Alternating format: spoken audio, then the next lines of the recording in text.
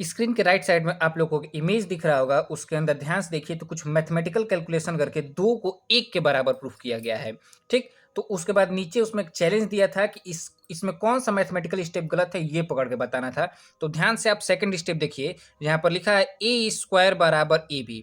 अगर इस इक्वेशन में हम लोग दोनों तरफ AB सब्ट्रैक्ट करेंगे तो ए स्क्वायर माइनस AB बराबर AB माइनस AB कर देंगे। दोनों तरफ अगर हम लोग AB घटाते हैं तो हम लोग को ए स्क्वायर माइनस AB बराबर क्या हो जाएगा? 0 हो जाएगा। बस इस स्टेप को आप पकड़ के रखिएगा और उसके बाद आप नीचे से सेकंड लास्ट लाइन पे आइए, ये इस वाले स्टेप पे 2a square minus AB upon में 1 a स्क्वायर माइनस AB, इस वाले स्टेप में देखिए, अब ध्यान से देखिए, ए स्क्वायर माइनस AB खुद 0 के बराबर है, ठीक? तो ये हो गया 2 इंटू 0 बराबर 1 इंटू 0। तो ध्यान से ये देखिए 0 इंटू 0 ही लिखा है, लेकिन बस थोड़ा सा मैथमेटिकल कैलकुलेशन करके इसमें टोटल आप लोगों को भरमाने का प्रयास किया गया है ये कि आपको 2 को 1 के बराबर दिखाया गया है, जबकि 2 1 के बराबर नहीं है। इसको एक और तरीका से हम लोग ध्यान से देख सकते हैं, यहाँ पर देखिए, अगर हम लोग ये काम यहाँ पे करेंगे 2a स्क्वायर माइनस AB, अगर इसको हम लोग ए स्क्वायर माइनस AB से भी डिवाइड करेंगे तो ध्यान दीजिए ए स्क्वायर माइनस AB 0 के बराबर है, तो ये आपका हो जाएगा 2 मल्टीप्लाइड बाई 0 अपॉन में 0, मतलब ये आपका 0 अपॉन में 0 हो जाएगा।